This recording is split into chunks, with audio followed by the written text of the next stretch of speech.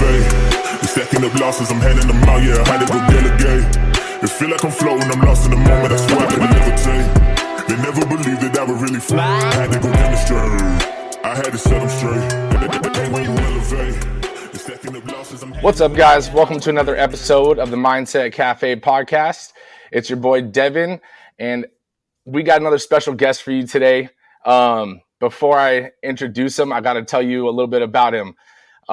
He has been on stages with, figures like Ed Milet, Mike Tyson, Tim Tebow, and many others. He is a serial entrepreneur, so I already know that this episode is going to bring a lot of value and a lot of knowledge to those aspiring entrepreneurs and those in their first years of business.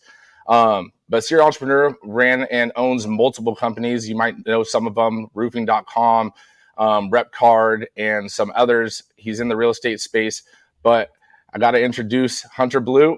Thank you for coming on today. Yeah, man, I appreciate you having me. Those are high expectations you set there. I hope I can live up to that. Oh no, I mean, I don't doubt it. Honestly, your resume already speaks volumes, but today it's mainly about getting into the mindset of your path, your journey, right? And I mean, I know you've built it, you've lost it, you've been stressed about it, you've done already a lifetime of multiple people of stuff in your time here, and I mean, I can't wait to see what you do in the future. Yeah, man. So let's dive in. Your background before an entrepreneur, right? You were in the Marine Corps, and then you were in the fire department, and then you turned to entrepreneur. So let's start off with, why did you join the Marine Corps? Yes, that's a good question. So for me, man, I'm from a small town. I'm not from LA or anywhere big. A little small town here in the mountains of South Carolina. I'm still here. I love it. I came back here. And so for me, my parents were kind of in the drug scene, like they were using drugs when I was in school, and it split me and my brothers up. I went to one set of grandparents' house. My younger brothers went to my other grandma's house. And man, I just wanted to get out of town and make a name for myself and just figure my life out. I just knew that I wasn't like a traditional student. I didn't want to go to college. I wasn't super good in high school. I just wanted to get out of town. And actually, it stemmed from 9/11. I was in fifth grade for 9/11. And when that happened, man, I remember turning on the channels and just seeing like 62 of 65 channels. It was 9/11, everyone talking about it. And you were seeing the Marines in their uniforms. And I just wanted to be in the Marine Corps. So did that for 6 years, went to the fire department, did that 5 years full time as a firefighter EMT. And I always had this big goal to be a millionaire by 30 was really the goal, man. And you start doing some quick math. Like, I'm not super smart, but I also can do quick math and realize that 24 grand a year at the fire department is not going to get it done. So yeah, I just started like some small businesses on the side, and that evolved into more, and eventually me leaving the fire department to start my own business. Okay. I mean, that's interesting. I mean, it's one of those things where, when you start to realize that if you have those aspirations, I mean, you were able to take that leap. What was going through your head, when you were deciding to leave the fire department? Did you have any, I mean, because going from the Marine Corps to the fire department, I'm not sure if you had a lot of like sales training and stuff like that. So what were your challenges right out the gate? Yeah, what's funny, you mentioned sales training, man. I think that I was super blessed that I had a grandpa that had a landscaping company, very small landscaping company, like did 30, 40 yards, nothing big at all. But just growing up and getting out there and skipping school some days, and during the summers going and working with him to make 10 or 15 bucks a day, watching him interact with homeowners, I think from a young age, I started picking up on how to communicate with people.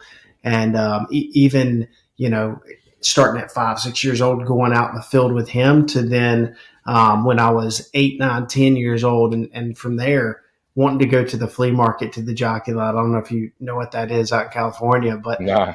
It's like kind of like a massive yard sale where people go. You could have hundreds of people, and I would go get stuff and resell it. I'd get old stuff that my grandparents had that they didn't want anymore. Or a good example, this is funny, is I had a dump down the road from where I grew up. It was like a quarter of a mile from where I grew up.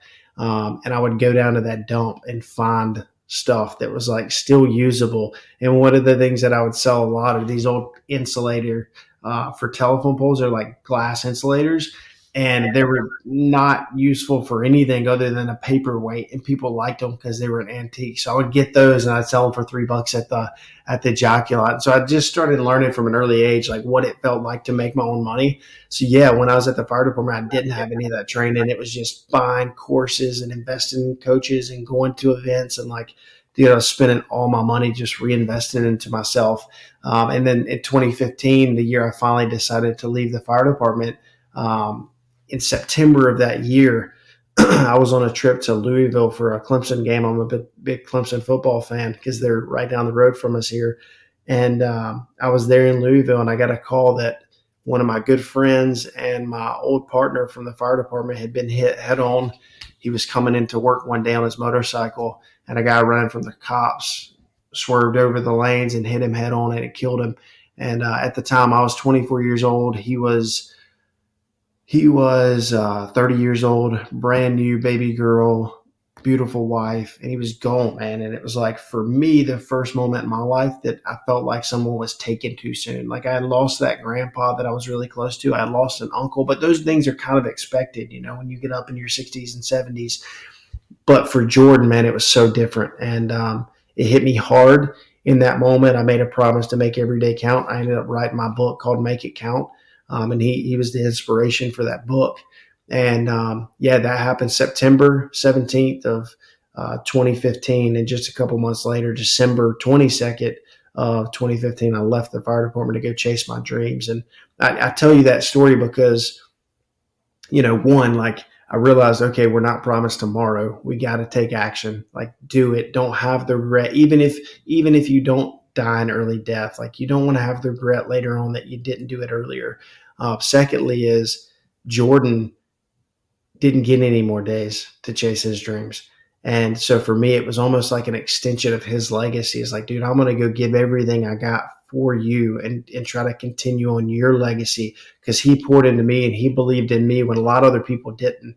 Like it's funny because you look at the fire department and the Marine Corps and like, you think community and brotherhood, and there is that to an extent, but there's also jealousy, man. And like people don't want you to do better than them. So like all these guys that didn't have side businesses, or some of them that had side businesses, didn't like that I was doing better in some areas. And he was the guy that always believed in me. So it was almost like a nod to him. Like, I'm going to go out here and I'm going to make this thing count. Wow. I mean, that's powerful. So with you, I know you're a number one bestseller. But did you write the book? Was that more recent, or was that when you were in the fire department still? No, that was 2022. I released it. I worked on it a couple of years and released it in 2022. John Maxwell did the foreword for me. We were super blessed, man. We hit number one on Wall Street Journal, bestseller, Amazon, USA Today. Like it was really cool to see that. So very thankful for that. I mean, that's awesome. That's like, kudos to you for that. I mean, writing a book, let alone making it that big, and having someone as powerful as John Maxwell, forward it. That's awesome. So I commend you. I almost failed my 12th grade English class, man. Miss Looper, she passed me, bro. I shouldn't have passed it. She gave me like, I don't remember what it was. It was like 15 or 16 one-page essays to do as like extra credit to get my grade up to a 70. So it's funny to think about that. And then you just continue to invest in yourself. And it doesn't have to be the traditional route of college. Like, just invest in yourself. And for me, I was very blessed that my wife came alongside me. She helped me. I actually hired a lady to help me, because that was the hardest thing I've ever done, is writing that book, just because my mind is a million miles an hour and I have to sit down and write it. And then, beyond that, you're trying to remember, did I already say this? How many times did I say this? Did I tell this story? Because, it's 40,000 words, 50,000 words. It's a lot, dude, to try to remember. So building out a framework or hiring someone like I got a buddy, Chandler Bolt, that helps people write books and build a framework and publish it and self-publish it so you own the rights to it. Yeah, investing in yourself, you can never lose, man. That's awesome. So let's dive into investing in yourself. You said when you were in the fire department, you were already starting to, go to events and stuff like that, right? Yeah. So what made you take that step? Were you already planning to become, to basically lead the fire department when you started going to events, or were you going to events because you were doing side jobs and you were just trying to improve those side jobs?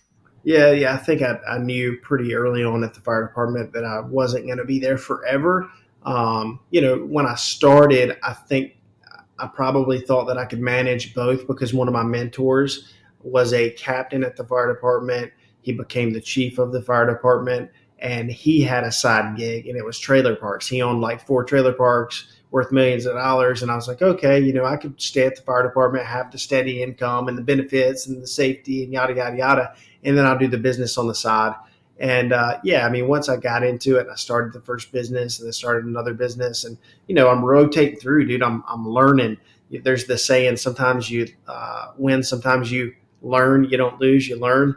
And that's absolutely it. There's plenty of times I failed, quote unquote, failed, but I was really just learning and failing forward. Man, the first one was a moving company. It was like hauling and delivery. I did pretty well with that. I made more money doing that than I did the fire department, but I realized a couple of things. Like, this isn't super scalable. It's not super sexy. The profit margins are decent, but it's just not like scalable. It's not something I'm going to be able to sell for a lot of money one day, and it's hard to manage. So there's like some pieces in business that I look at now when I'm looking at an industry or business to get into, like the profitability. How profitable is it? The scalability. Is it exitable? So exitability, the liability. That's another one. Like, what kind of liability is involved? For me, another example is for that one is like when people get on Amazon or they create a product or something. Dude, I want to stay so far away from electronics. Like, unless you've got a ton of money to blow through. I'm not saying it can't be done. There's plenty of people that do it. The Pavlok guy, he's done a great job, but most people are not going to have success. And like, again, not to say you can't do it, but you're always looking at odds, like risk versus reward. What's your odds of doing really well and making millions of dollars or $100 million or $1 billion on this thing? You want to be in the best odds category you can. Right. No, I completely agree. So what was that business, or what was that turning point that you decided, okay, I need to go full force and, basically, check out of the fire department?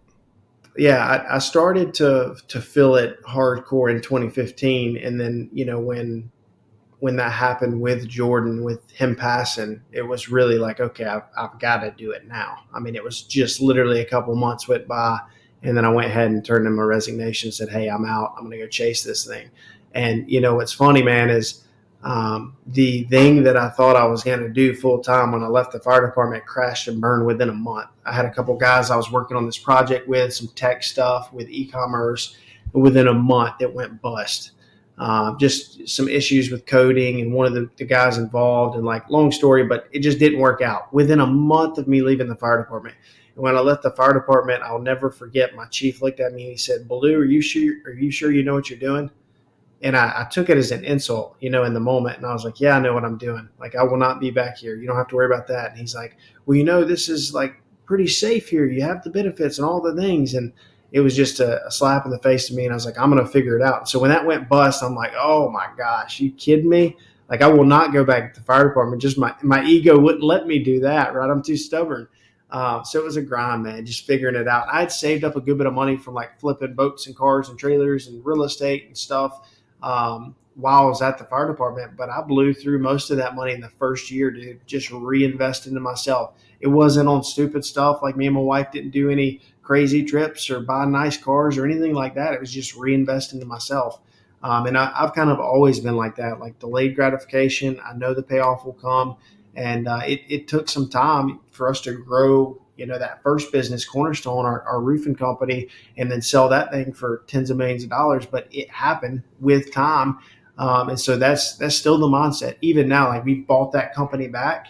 We build other companies. We partner with other companies. But I'm just very long-term focused in everything that I do, knowing that the payoff will come one day.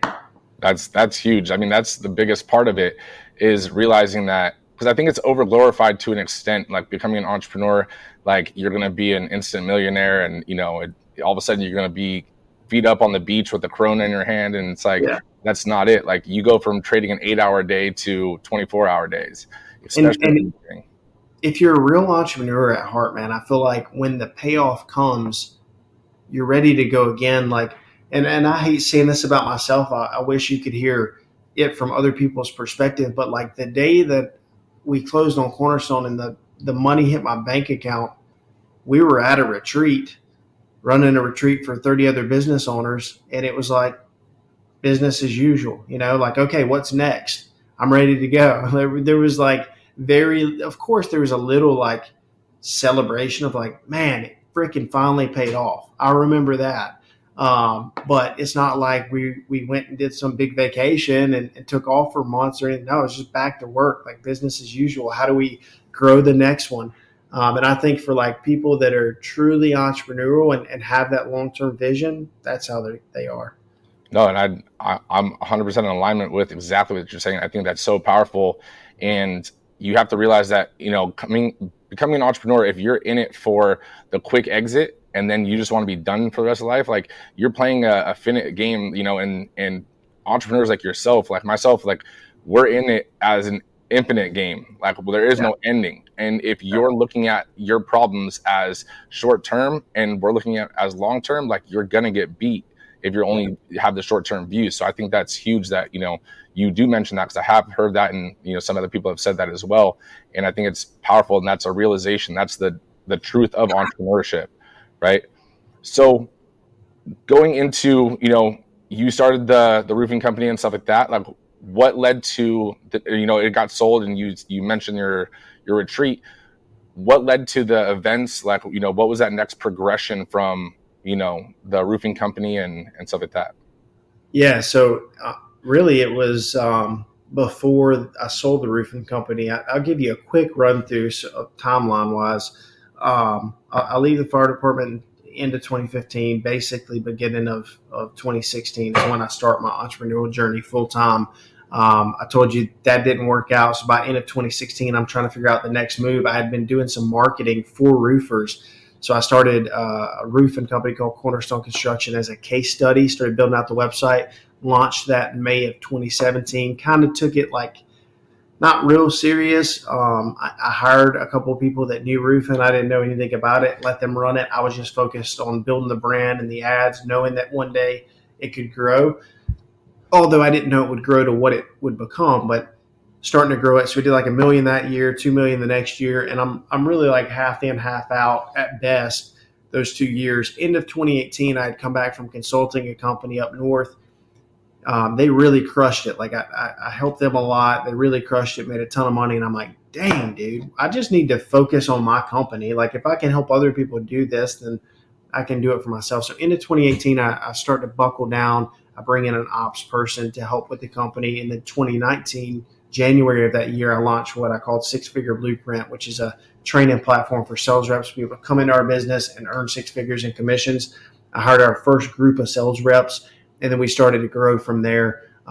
We did, $5 million that year. The next year, we rolled into the first 8-figure year and never looked back from there. That year in 2019, I started to miss the community and the brotherhood and the camaraderie of the fire department and the Marine Corps. And so I started Revolt, which at the time was called Bold Brotherhood because it was just for men. It's changed since then. In 2020, we changed it to Revolt so it can include women, but our mastermind, Revolt. So I did that, started throwing events. At the end of that year, we threw a roofing specific event called RoofCon. That first year, we had 39 people at it with like 10 vendors. I was super embarrassed, brought in some great speakers. And I was super embarrassed, man. And I was like, I'm probably not going to do this again. But when we left that event, if there was 39 people, like 38 of them were talking about how it was the best event ever because we didn't just focus on roofing and making money and like, oh, this is a break from your family.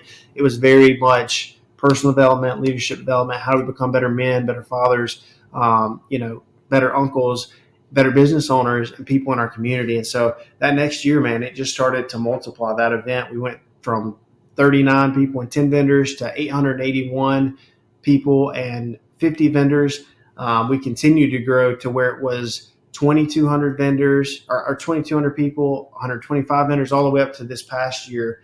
And then in 2022, we had 5,000 people this past year. And then the year before that, we had 250 vendors.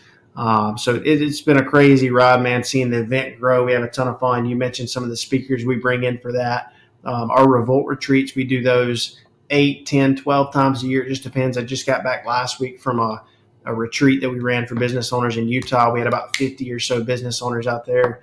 It's just a great time, man. We enjoy it. We do a lot of fun stuff. We help each other. We bring in speakers, and I just get to live my dream life. So I'm so thankful for that. No, that's awesome. And actually, I saw, one of my friends, Doug Mitchell, speaking at one of the RoofCon events as well. So, Yeah. I was on his podcast yesterday, actually. Oh, nice. Yeah. Yeah, he was on the podcast a few months back. So, that's awesome. So do you think that you starting the mastermind and you starting the events and stuff like that stemmed from the knowledge and the inspiration and basically the guidance that you got when you were coming up as an entrepreneur?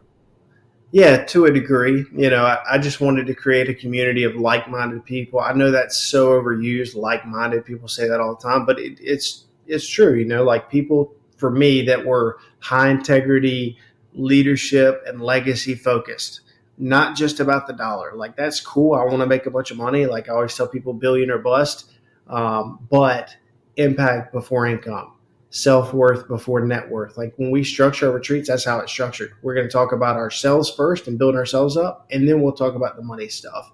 And that's how we've done everything. That's how we've grown the companies. We acquired roofing.com. We sold Cornerstone, bought Cornerstone back. I invested in a rep card. Like anything that I look into, I do growth partnerships where we help people grow their company. We get a small piece of equity.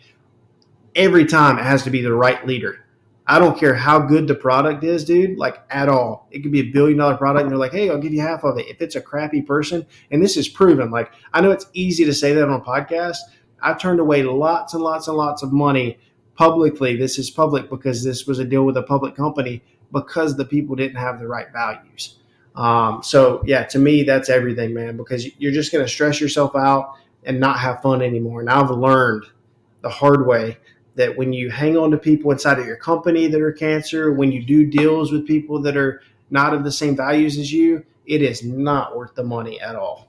Wow. I mean, that's amazing right there. And I think that that's so awesome that you look at your partnerships or your future partnerships in that way, because at least in my perspective, if you are an entrepreneur, you're a business owner, or you're in it for the money, that it has almost like a vibe that comes off to the customer, to the team. And when you're actually there to impact lives and, really focus on that, like the money will come, don't get me wrong. Like, we're in it, we're in a business, but at the same time, like when you're focused on changing people's lives or helping other people, like you will grow in return. But if you focus on the return and not the actual, giving part of it, then it's one of those things where, again, people start to get that feeling and it doesn't lead to as much growth and potential, or at least happiness in my view. Fulfillment, right? Like John Maxwell says all the time, significance is about others, success is about us. Yep. And significance is what we're all chasing. Like we could go down a rabbit hole here and I won't, but yeah, I mean, that's the truth, man. Success is like, it's the plaque on the wall. It's the award we got when we were 10 that we're still proud of. It's the state championship. It's the certificate from the Marine Corps, from being an EMT. Like those things are success and they feel good for a minute. Significance is when you change someone's life. Significance is when I pick up my phone and I get a text every day because someone came to my retreat 3 years ago and they hit me up and say, hey man, it saved my marriage. I was about to get a divorce. That makes me feel significant. I felt great when I hit a home run and my grandpa gave me $20. That was success. It felt good for a minute, but it went away. This stuff will last. That's significance. That's so awesome. I mean, that's what we're trying to do with the franchise as well. I mean, literally pretty much following in your footsteps in the view you have with your partnerships. I know we just launched the franchise company, but we're trying to create that mastermind aspect to it as well, because we are creating a community. Like, don't get me wrong, like we're in business, but I love fitness because of those text messages, because of those customers or those clients that come in and they're so amped up to tell you their results, and that like fuels your fire and your motivation, right? So it's one of those things where as we're building out our franchise, like, that's the same thing that we're doing. Like, we're looking for other people that at least have a passion for wanting to change other people's lives, right? So I think that's huge that you view your growth in that way, because it's easy, especially at the level you're at, just to make the quick deal with the public company for, huge dollars. But when you stay true to your core values, that leads to a life, of fulfillment, like you said. I want to touch into, your home life, because you have so many things going on, and I know you're a father of two. How has that been with you, like scaling up to multiple businesses to now, like, do you set aside a time for your family? How has that support system been? Yeah, man, that's for me. I'm not as like structured as some people would think. Like I know some entrepreneurs, some CEOs that are like every minute of their day they have to have documented and scheduled. I'm very much more of a free spirit when it comes to that.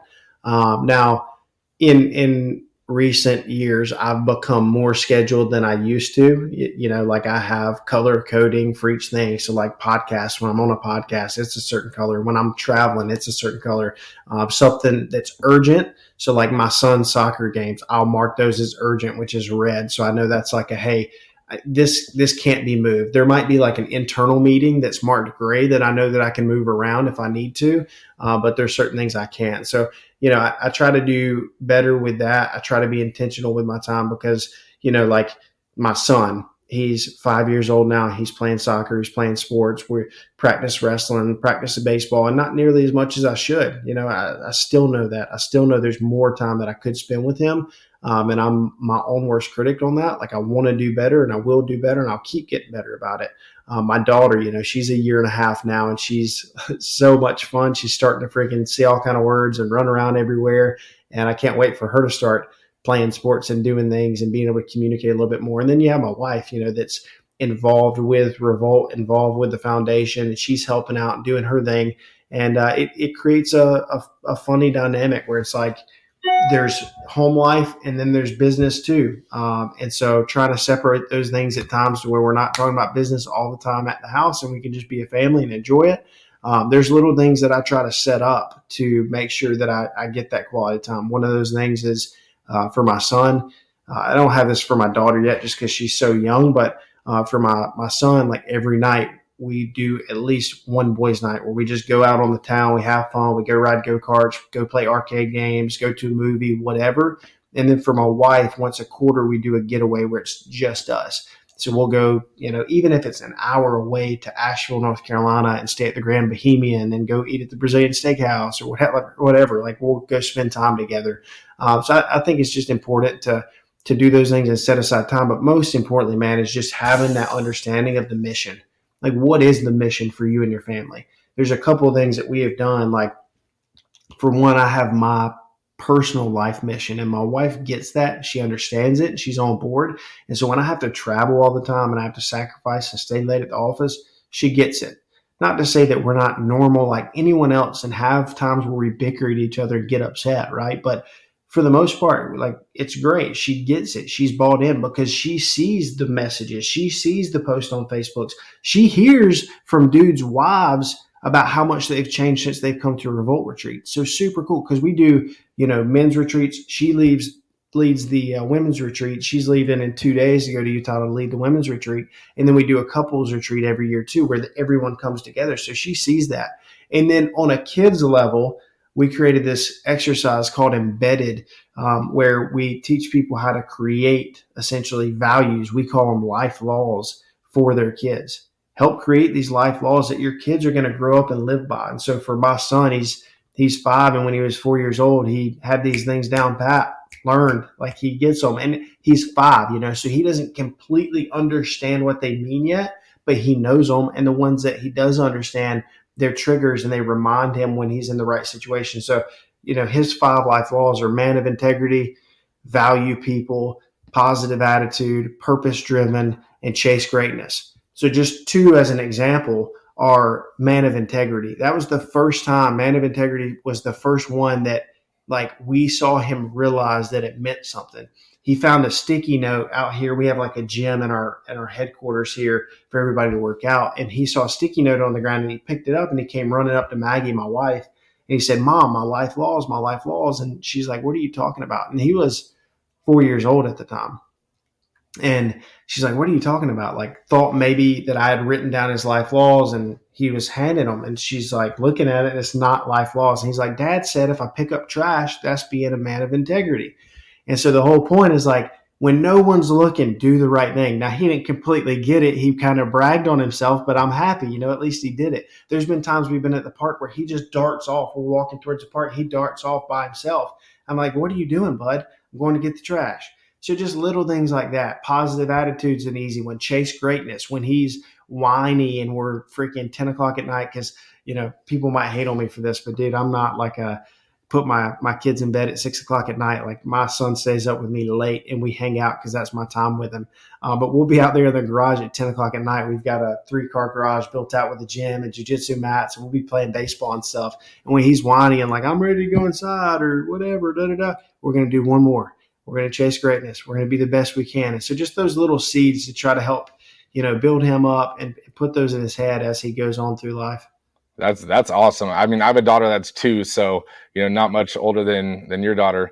I have a entire worksheet and video I can send you on Embedded. If you would like to build those for your kids, just hit me up, or anyone listening, you can just message me on Facebook and I'll give it to you. No, definitely. And we'll definitely put your Facebook and your show in the show notes and everything too. But no, definitely please send that. That's awesome. I think that's so cool that you're implementing those things with him, and not just, basically telling him like, this is what you do. Like, you're teaching him and you're showing him, and even through spending time with him, it is, late. I mean, that's the same kind of style I've said of my daughter. She gets home and she wants to wrestle until like 9:30, so it's one of those things where that quality time with you already, and seeing you work and build these businesses and everything like that, is already going to show him indirectly all those, life laws. With your wife, working in Revolt and everything like that, but you're still doing other businesses as well. What's the secret to holding that stress level and that healthy family relationship? Because it's one thing to have your spouse as a business partner, right? But when you have other businesses going on, just like someone that maybe their spouse isn't a part of their business, they don't get to see all the stresses or the struggles that you're going through. So as men, unfortunately, we do hold it in, a good amount of the time. What is the secret to you balancing that out, or at least, kind of letting your spouse in if that's something that you do? Yeah, I think it goes back to what I mentioned before, just the alignment on vision, just being completely all in, each of you understanding. For her being involved with Revolt, it's not like a full-time thing. It's her managing the group throughout the year, planning the retreats when there's the retreats. And we have a team too to help her. But she does a great job. Like, in so many ways, she does a better job than I do when it comes to the retreats, because I'm just not an ops person. Like, I'm not super organized. I'm like, "Hey, you guys, we should do X, Y, Z, but I don't know how to put it all together. Can you help me?" Versus she's out there getting these beautiful bags made. And like, for this retreat this week, she has these super pretty freaking towels made with the branding on it. I'm like, "Dude, I want one of those towels. Why did we never do that?" So it's cool to see her do those things, and us just have that alignment on the vision. But at the same time, with the other businesses, no, man. I mean, I don't just go and talk to her about everything, because I don't want her stress to rise when if I did tell her about every little issue and every little business that I carry and I worry about, because I don't want her thinking about it too, because then it's only going to create more stress within the relationship. So there's, outlets for me. And those outlets, unfortunately, aren't even like my own mastermind, because I'm there for those guys so they can use my ear and I can listen to them, not the other way around. So I have my own outlets. I pay for a coach, one-on-one coach that I talk to every month. I talked to him yesterday for 90 minutes, just brain dumping. A lot of times it's just him being a sounding board for me. But I think every entrepreneur should have a coach, a mastermind, a group, something that they're involved with. That's awesome. And I think that is so important, because you don't want to necessarily bring everything home or stress out, your significant other with the problems, because again, it's just going to create more stress in the relationship, in the household. But there needs to be an outlet, right? There needs to be an outlet. Sometimes people just be like, okay, well, yeah, I'm going to work out and that's my outlet. But we do need an outlet of having that soundboard, like you said, for your coach. I mean, I have a mentor as well as, I'm part of a mastermind too and stuff like that. So it's like one of those things where being around the cliche term like-minded people, but also being around other people that you can vent to without judgment. And that's going to be that, listening ear and give you advice if needed, right, is so big and so important, that being an entrepreneur, like it doesn't need to be a lonely game, right? Yeah. Other people have overcame those obstacles. Other people have gone through those stresses. So why not talk to other people and overcome your stresses sooner, right? You know what's super cool, man, is we do a fireside chat at our Revolt X retreats. We run all kind of retreats, and we have one we call our Revolt X retreat, which stands for the Revolt Experience, and it's kind of like our foundational retreat. It's what most people come through first before they join or come to a member retreat or whatever. And last year, I created this form, and it's called the Struggle Form. And so I have people go through, and me and my team, we went through and we brain dumped every struggle we could think of that people have brought up at retreats in the past. And this is for men and women. So it could be like one bucket is addiction. So porn addiction, sex addiction, alcohol, nicotine, any kind of drug you could think of. Another bucket is past trials. So you've been abused. Maybe you're a felon. Maybe you have PTSD. Maybe someone in your family died and that's still rocking you hard. Maybe you had a bad breakup with a partner, whatever. Then there's relationships. Are you having a tough time with your marriage, your spouse, your kids, your stepkids, your ex-wife, whatever. And there's all these things, like 50 different things. And then for each one we have on this page, there's a check mark. There's 2 boxes. The first box is for I'm currently dealing with this struggle. And the second box is I've overcome this struggle. So in a scenario, you could have one lady at a retreat that says, hey, I've been abused, sexually abused, and I can't get past it. Like, I'm really struggling with it. And then you have, on another hand, you have a lady that says, hey, this has happened to me. And while you can never fully get over it, she's worked through it and started to overcome it. She feels like she can help and provide guidance to this other lady. And so we created these forms for that purpose. And so we have them do it. And at the fireside, dude, we go through my team and we'll match. Boom, boom, boom, boom, boom, boom, boom. And it's usually about 95 to 100% of the time, every current struggle, there is another person in the room. And this is only with 30 people. This isn't like our big group of 100. This is where 30 people. Every freaking one of those that has a struggle, there's someone else in the room that's been through it and overcome it that can help. And so we just at that point play matchmaker, man. It's like people are people. We all deal with the same things. Don't feel like you're unique. Don't feel like you're the only one that has to deal with this stress and this self-doubt and this imposter syndrome and all the things that we deal with as entrepreneurs. We're here to help you. And so, yeah, getting around the right group, man, is invaluable. Like, people don't realize the value of energy. And when you can let go of some of that stuff and surround yourself with people that make you dream bigger and realize what's possible, your energy goes up and your value is higher. 100%. And I think that's so cool that you do that. That's, I mean, as simple as that sounds, it's the principle of it. And that's why we join masterminds. That's why we join these networking groups. It's, I mean, coming from you, let's say, if you were to just get on stage and, give the answers to all the check marks, right? It's a lesson. It's like at school, you're listening to a lecture, right? But when you have someone that is your peer, essentially, in these events, giving you their perspective it resonates different sometimes. Yeah. Right. So I think that's amazing that you're doing that and you guys decided to switch that. Honestly, I'm interested to see how that affects when you have like a group of, 100, 300 people that do it. Cause I think that'd be huge, like little breakout groups and everything. So is that your international event that you guys do? So Revolt is the mastermind. Yeah. We have the mastermind for business owners. We have the retreats. We do have a smaller conference that we do. We started 2 years ago. It's way smaller than a RoofCon. We'll probably grow it at some point, but just keeping it small right now. We have done, like, I did that trip to Africa with Revolt. We took a small group over there to do some mission work. That was pretty cool. And then we have like apparel and stuff. And you got malaria or something like that twice in Africa? Malaria in Africa. Yeah. It was a wild ride, man. That's crazy. What was that experience like? Did you have to heal up over there? Or did you have to fly back? Yeah. So it's a 2-week incubation period. So you don't know you have it for for 2 weeks basically. And I got it the last night I was there. Like I know exactly when I got it. The entire trip we were there, it's like 10-day trip or something. Didn't see any mosquitoes till the last night at a restaurant. They're all flying around. There's candles and Oh, stuff. And they never landed on us. And so I'm like, cool, whatever. We go back to the hotel. Early in the week, I had written this song. I'm not musical at all, dude. Like I can't play any instruments. I can't sing. I'm not musical, but I've always enjoyed writing. And I woke up at like 3 a.m. and I wrote this song called Need You Now. And I had it done by the time my buddy Joey woke up at like 7 a.m. and he's a worship pastor back in the States. I'm like, hey, man, help me put this song together. Like, I don't know anything about chorus, pre-chorus, bridge, whatever. So he helps me. We put it together. That last night, we stayed up till 3 a.m.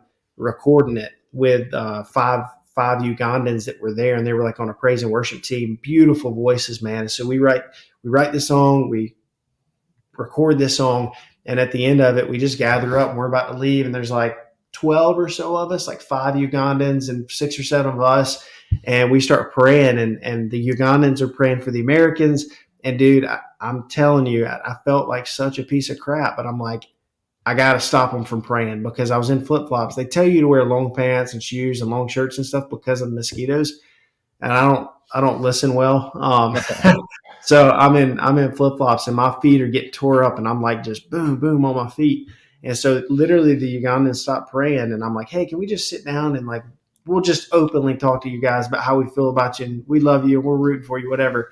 And sure enough, dude, 2 weeks later, I found out I had malaria, and it was a wild ride. We have this challenge that we started in 2019 called Fearless 44, and I was doing the challenge, and one of the tasks is a Facebook Live. So I'm like on my Facebook Live, and one of my buddies that has an orphanage he supports in Uganda and knows of people get malaria all the time. He knew I went, and he hits me up. He's like, dude, are you sure you don't have malaria? Because you look super weak. I can like see it in your face, your eyes. I'm like, no, there's no way. Day goes by, he hits me up again. I just keep putting him off. Like, no, it's not a big deal. He hits up my wife, and dude, it just got so bad. I just remember laying in the shower. We got this big shower with a couple shower heads, and I'm like just shivering, freezing, and hot water coming out on me. And my wife finally walked in and was like, I'm calling the hospital. We're going. And so, yeah, man, went, battled it out for like a week in the hospital, got out. They said I was good. 2 weeks later, it comes back. This time I have it worse, like higher levels. And the first time they had said that had we waited 2 more days, me and another guy got it, that we would have been dead. And so we got malaria, and I got E. coli the second time. So it was a wild ride, man. But I learned a lot, gained a lot of perspective in that hospital bed of just what's important because I'd had a tough season of life leading up to that. And so, yeah, it changes your perspective. You realize what's important in life, your family, and the things that you're doing, and the things that aren't as important. And so I was grateful for that, man. wow, that's crazy. So before we wrap up, I like to ask everybody, if let's say hypothetically, your companies, everything is gone, and you have one message to leave, for future generations, what would that one message be? Yeah, man. It is lead with legacy in mind. Lead with legacy in mind. Everything you do, like make legacy focused decisions. I call it legacy focused leadership. Like that's kind of what I want to be remembered for is legacy focused leadership. Making decisions today that aren't going to necessarily provide a result today or tomorrow, next month, next year, or maybe not even in your lifetime. It might be 100 years from now that a result comes. But because you made that investment into that person or to that company or that product or whatever it was, you recorded a podcast, you did something like this, maybe 100. This is super cool to think about, man. Like we might only get 300 views on this video in the next 10 years, but then the right person sees it and shares it 10 years from now and 1 million people see it. We might be dead and gone. We might have died in a plane crash or who knows what, but we made an impact. That's our legacy. It's not about how much money we left. It's not about the inheritance. It's not about the house, the land. It's not about the sign on the football stadium that you played at or the sign coming into the town that says, hey, home of Hunter Ballew. That's not legacy to me, dude. Legacy is the impact you continue to make on people after you're gone. So lead with legacy in mind. Make decisions today that just won't impact you today or others today, but others 100 years from now. Boom. That right there, that's a mic drop. That was awesome. And I think that's an amazing, lesson to leave. Where can people follow you or connect with you? Yeah, man, I'm pretty easy. Just Hunter Ballew on Facebook. I'm really not like on all the socials. If you look me up on Facebook, it's just Hunter Ballew, and you can DM me. I've got tons of free resources I'm happy to give you. Thank you so much. And make sure you guys leave a review and share this with a friend, especially, that aspiring entrepreneur or that entrepreneur that is going through some rough times that, can connect with Hunter or with any of our other guests. But make sure you guys share the show because that's how we grow. But thank you so much, Hunter, for taking the time out of your busy day and hopping on today at the Mindset Cafe. Appreciate you, brother. Thanks for having me.